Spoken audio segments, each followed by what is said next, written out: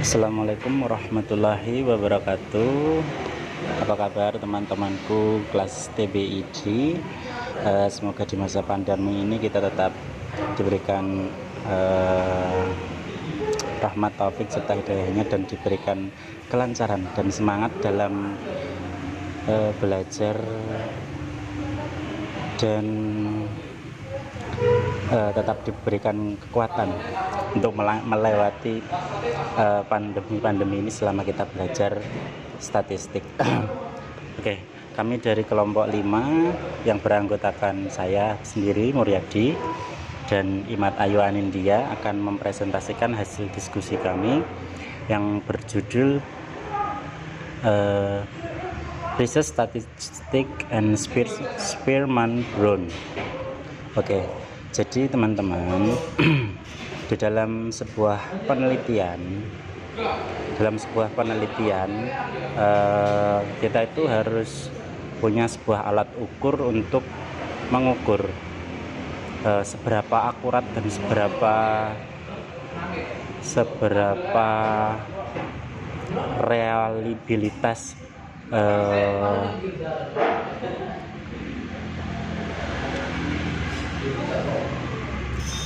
penelitian yang akan kita lakukan.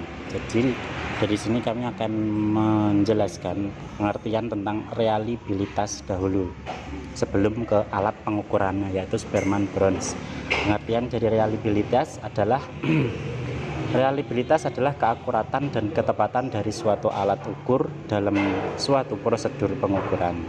Berdasarkan bahasa, reliabilitas berasal dari kata reliability yang terdiri dari kata reali dan ability. Artinya, sejauh mana hasil suatu pengukuran dapat dipercaya. Nah, sudah seperti yang sudah saya jelaskan di awal tadi, anggaplah kita ini sebuah researcher, yaitu peneliti. Nanti kita akan membuat sebuah tesis, sebuah penelitian, sebuah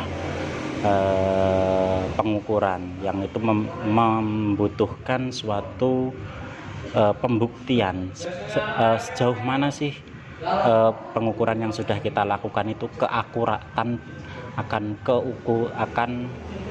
penelitian yang sudah kita lakukan dan ketepatan dalam hal pengukuran tersebut. Maka dari itu kita diperkenalkan dengan salah satu materi yaitu reliabilitas ini. Oke, poin kedua, di dalam reliabilitas kita akan diperkenalkan dengan berbagai metode.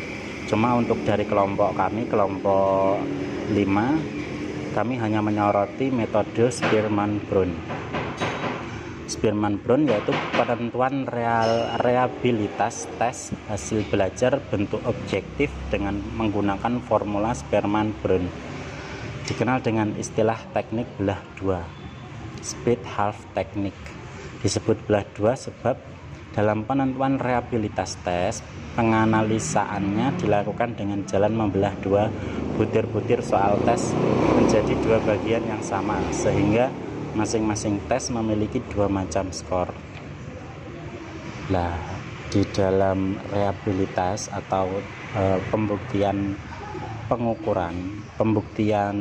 keakuratan akan sebuah tes itu memiliki beberapa metode. Ada Spearman Brown, ada KD, ada beberapa lah.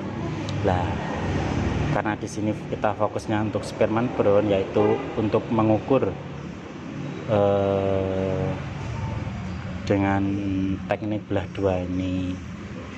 Lah, sejauh mana nanti langkah-langkahnya itu akan dijelaskan oleh rekan saya, saudari Imat Ayu Anindya, yaitu langkah-langkah menghitung menggunakan metode Spearman Brown. Silakan Pak Imat Ayu Anindya, waktu dan tempat kami persilahkan. Baiklah, saya di sini akan menjelaskan tentang poin C. Langkah-langkah menghitung menggunakan metode Spearman Brown.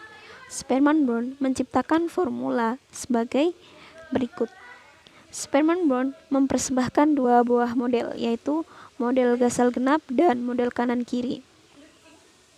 Model Gasal genap, pada model ini skor-skor yang dimiliki oleh tes untuk butir item yang bernomor Gasal, sedangkan sebagai separuh bagian pertama dari tes, sedangkan skor-skor yang dimiliki tes untuk butir-butir item yang bernomor genap dianggap sebagai separuh bagian kedua dari tes yang bersangkutan.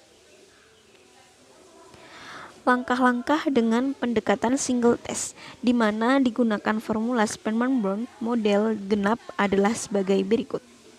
1.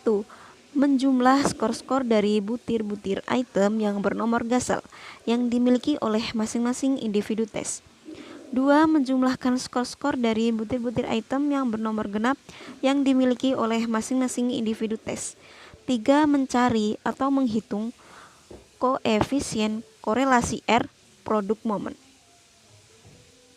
Contoh, tes hasil belajar bidang studi usul fikih yang diikuti oleh 25 orang siswa Madrasah Aliyah menyajikan 24 butir item bentuk item objektif dengan ketentuan bahwa untuk setiap jawaban betul diberikan skor 1, sedangkan untuk setiap jawaban salah diberikan skor 0.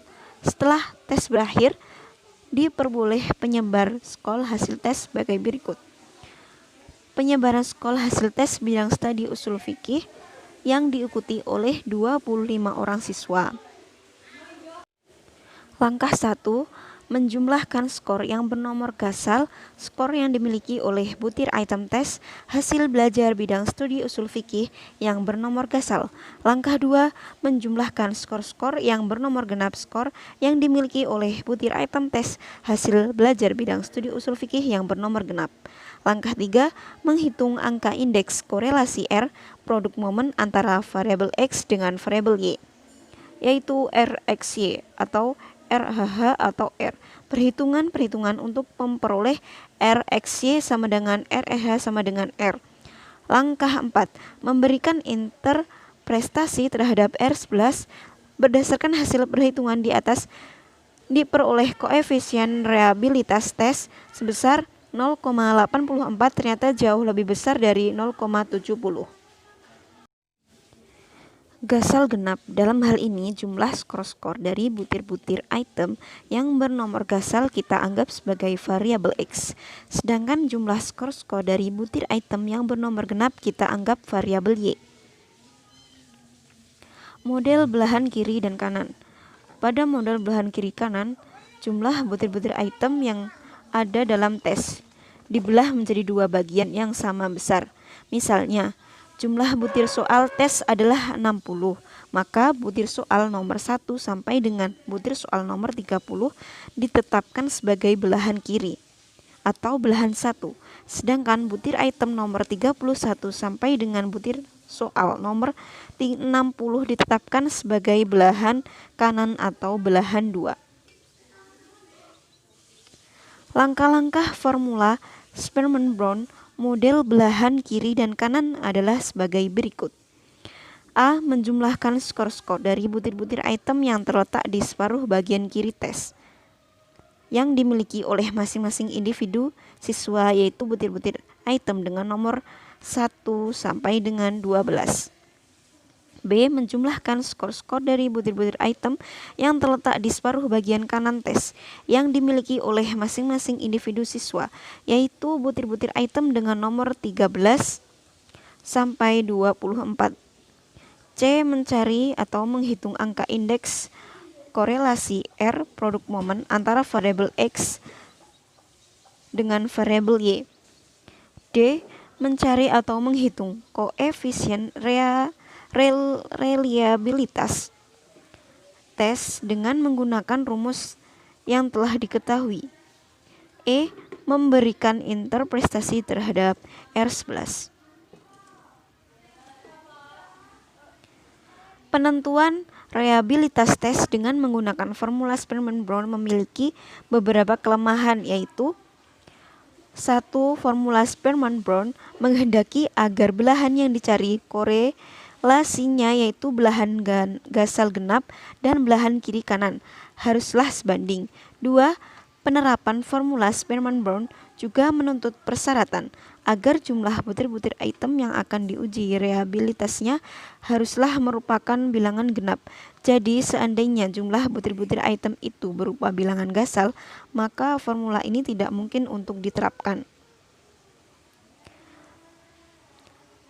Dengan dua belah model perhitungan tersebut, dapat terjadi bahwa koefisien reliabilitas tes menunjukkan bilangan yang tidak sama, sehingga dapat terjadi bahwa dengan menggunakan model gasal genap, tes dinyatakan reliabilitas, tetapi dengan menggunakan model kiri kanan ternyata tes dinyatakan unreliable. Oke, kesimpulan dari materi kami adalah dengan adanya pengujian dari hasil sebuah penelitian atau yang sering disebut dengan uji reliabilitas, maka penelitian yang dihasilkan akan memiliki sebuah mutu yang berkualitas. Karena penelitian yang sudah melalui uji penelitian sudah dianggap bagus dan memenuhi standar. Mungkin cukup sekian dari kami. Apabila terdapat banyak kesalahan, mohon dimaafkan. Karena kelebihan murni hanya datang dari Allah dan kekurangan murni datang dari kami.